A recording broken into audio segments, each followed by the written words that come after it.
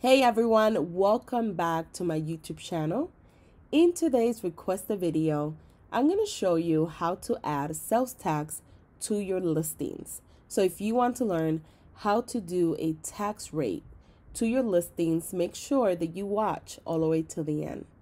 Now, if this is your first time visiting my YouTube channel and you want to learn how to grow an impactful online business, don't forget to subscribe today. Don't forget to show me some love by liking this video and leaving a comment below. So let's go ahead and dive into the video.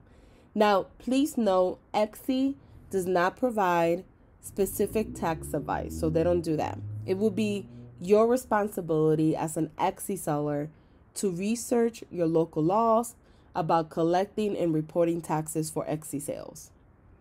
Now, tax regulations can vary greatly by location.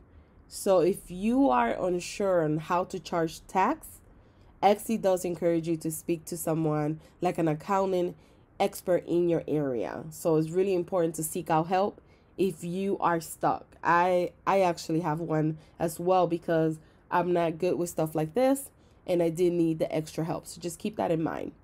Now, the tool that Etsy provides you is only available if you are a seller in the US and Canada. So just keep that in mind, US and Canada. I will leave the breadcrumbs on how to get to this page below so you guys can have it. And if your shop is located, let's say in the US, then all you will need to do is just go here and select the US state and or you could do like zip code if you know the zip code as well, or the zip code range. So those are like the three options that you have.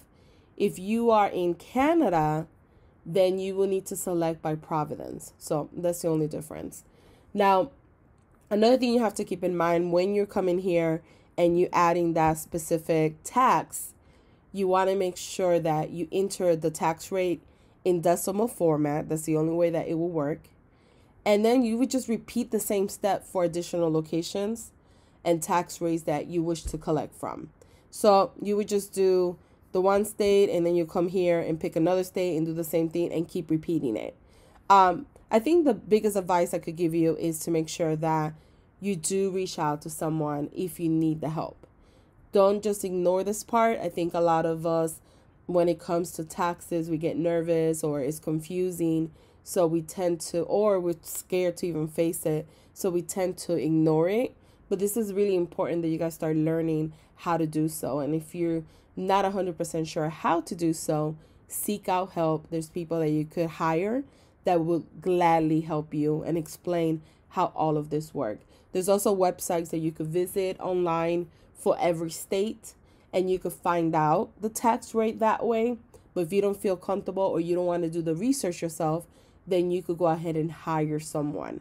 So just keep that in mind. I'm going to leave a link in the comment section below as well that will give you different websites based on the state that you're looking at, and you're able to find the tax rate right there. So I'm going to leave that link below as well. I think that's really, really helpful for those of you that can't afford someone at the current moment and you want to do the work yourself. If you guys have any questions, feel free to leave a comment below. And thank you so much for watching.